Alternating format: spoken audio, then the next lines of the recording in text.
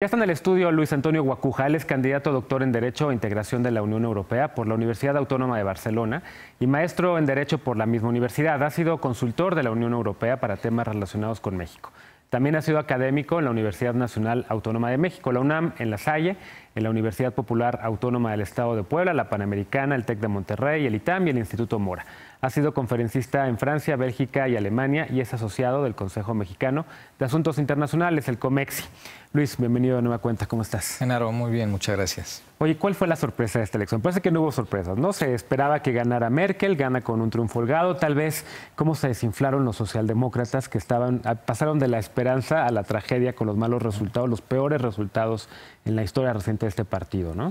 Así es, sí, los socialdemócratas quedaron, digamos, debajo de las elecciones del 2013. Hubo una suerte de impulso con la llegada de Martin Schulz, el expresidente del Parlamento Europeo, que evitó la debacle, porque la caída no fue tan fuerte de los socialdemócratas. Quizá el golpe más duro lo recibió justamente el bloque del CDU y CSU de Angela Merkel, ¿no? Perdió 8.5 puntos respecto a las elecciones de 2013. Y un tema, el más preocupante, es el ascenso de la ultraderecha, que casi triplicó su resultado, siendo un partido que surgió hace recién 4 años.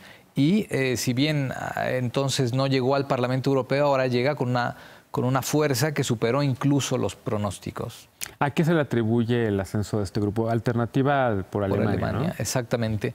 Bueno, pues una combinación de factores, un enojo un poco acumulado, las consecuencias todavía de la crisis económica, el desempleo que, si bien ha minado, pues han aprovechado este discurso también xenófobo en contra de los migrantes, en contra de los refugiados, alimentado por situaciones de delincuencia de algunos refugiados, alimentando el temor en los ciudadanos de una posible pérdida de empleo, de disminución de prestaciones sociales, de una amenaza quizá a la identidad alemana.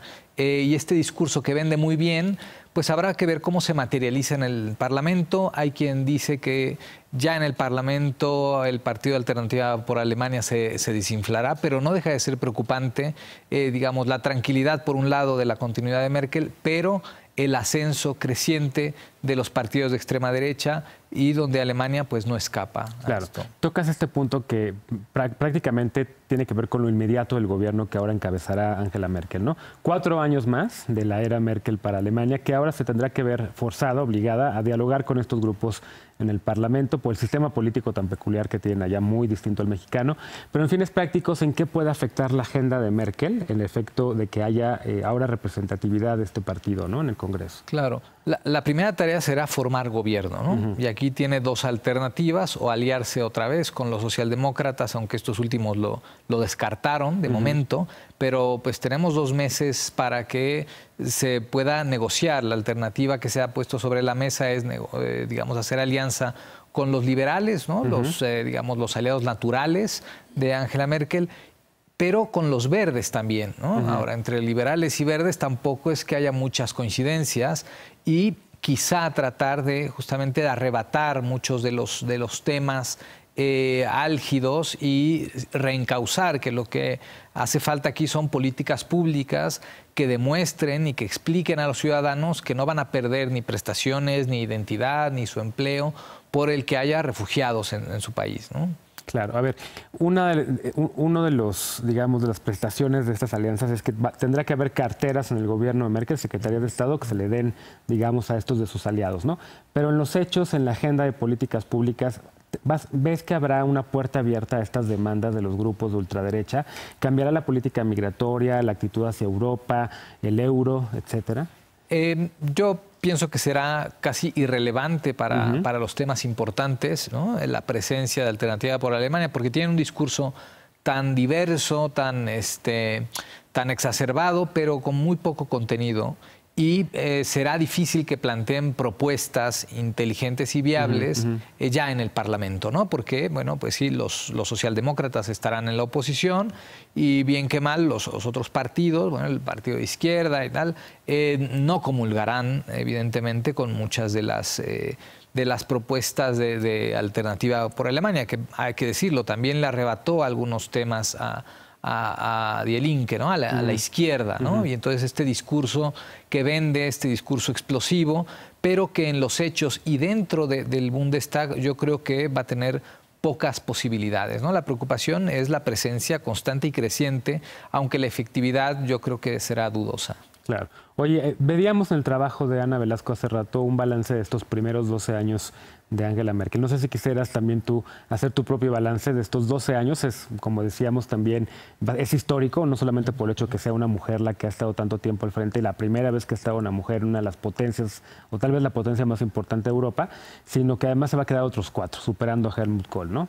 Exacto, sí, una personalidad muy interesante de Angela Merkel, quizá el que sea bióloga, ¿no? Que sea física, perdón, ¿no? Que se dedique a las ciencias naturales y que la haga pensar quizá esto en fórmulas que a lo mejor los que nos dedicamos a las humanidades no lo hacemos, pero ha demostrado desde que llegó en el 2005, le tocó estar en una época muy complicada de la Unión Europea, en una crisis muy particular por el descarrilamiento del Tratado Constitucional, que tuvo, digamos, la certeza para convencer a los socios europeos que tenían reticencias, darle la vuelta un poco a este mal llamado Tratado Constitucional para rescatarlo y lanzarlo después como el Tratado de Lisboa, que es el que actualmente en vigor, ¿no? Desde entonces hasta la fecha ha sido una mujer muy pragmática, se sienta con quien se tenga que sentar, dialoga con quien tenga que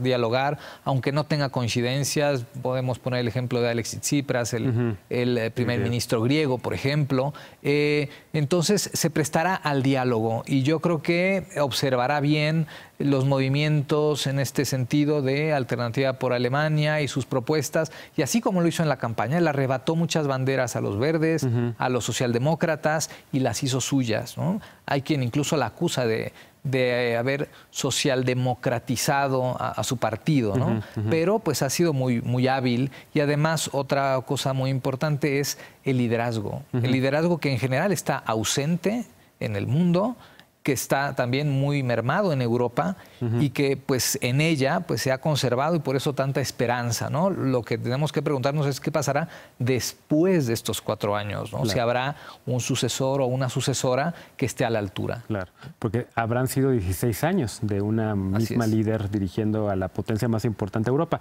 Por cierto, Merkel no pudo estar en la Asamblea General de Naciones Unidas por las elecciones, pero ¿qué nos dice esto? ¿Quién ocupó el lugar, digamos, de liderazgo en Europa? Y está conectado, tú también sabes muchísimo de estos temas. El liderazgo multilateral de Europa en el seno de Naciones Unidas. ¿Fue Macron? Pues quizá Macron de momento atrapa los reflectores, ¿no? Ya se acabó un poco la luna de miel con los medios, pero hay que voltear a ver cómo llegó, ¿no? En unas elecciones un poco accidentadas, que supo aprovechar su momento incluso con Trump, ¿no? Claro. Para tener una mayoría en el Parlamento, en la Asamblea. Pero aún falta, ¿no? O sea, parece que sigue sola en el timón de la Unión Europea Angela Merkel, ¿no? Falta alguien, faltan más liderazgos que la acompañen, ¿no? Si volteamos a ver a Italia no está muy claro, si volteamos a ver a España, pues peor la cosa. Falta un acompañamiento. Ya en el Reino Unido, además, ¿no? Exactamente, ¿no? Después ya del Brexit. Entonces, los problemas en Europa no están resueltos y habrá que pensar no de aquí a 4 años, sino de aquí a 5, ¿no? ¿Quién estará ahí ahora al frente de las riendas del proyecto europeo? Claro.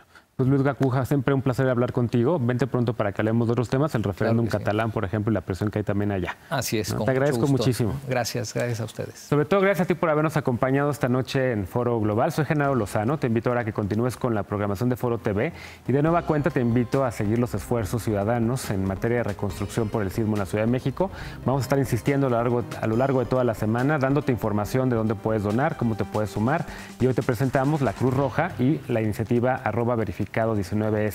Visítalas y ayuda. Muy buenas noches y te veo mañana aquí en punto de las 11 de la noche para una nueva emisión de Foro Global.